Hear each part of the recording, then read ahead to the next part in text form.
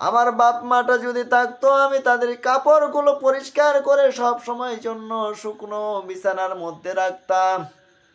কিন্তু তুমি যতই চেষ্টা করো না, তোমার বাপ তোমার মা আর দুনিয়াতে নাই। কিন্তু আল্লাহ রাব্বুল আলামিন শিক্ষা দিয়েছেন, তোমার দায়িত্ব শেষ হয়ে যায় নাই। তুমি এই বাপ মাটার জন্য দোয়া করবে।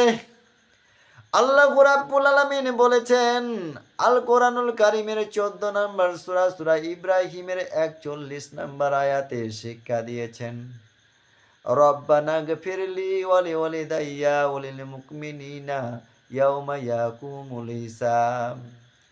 হে আমাদের প্রতিপালক, হিসাব গ্রহণের দিন আমাকে, আমার পিতা মাতাকে আর মুমিনদেরকে ক্ষমা করে দিও।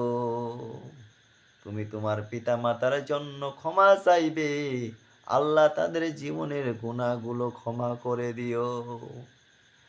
তুমি তোমার পিতা মাতার জন্য দোয়া করবে, আল্লাহ তাদেরকে তুমি জান্নাত দান করিও। তুমি যে তাদের সন্তান, তোমার উচিত হবে তোমার পিতা মাতার জন্য দোয়া করা।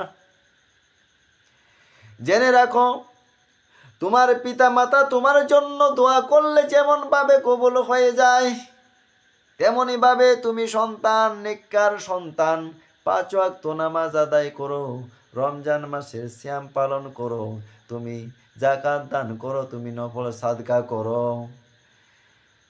তুমি আল্লাহর কোরআন পড়ো, রাসূলের হাদিস পড়ো, তুমি আল্লাহর দরবারে তোমার বাবা মায়ের জন্য দোয়া করবে, আল্লাহ কবুল করে নিবে।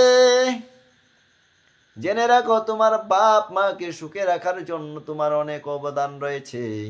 তুমি অনেক টাকার মালিক হয়েছো, তুমি তোমার বাপ মার জন্য সাদকা করো।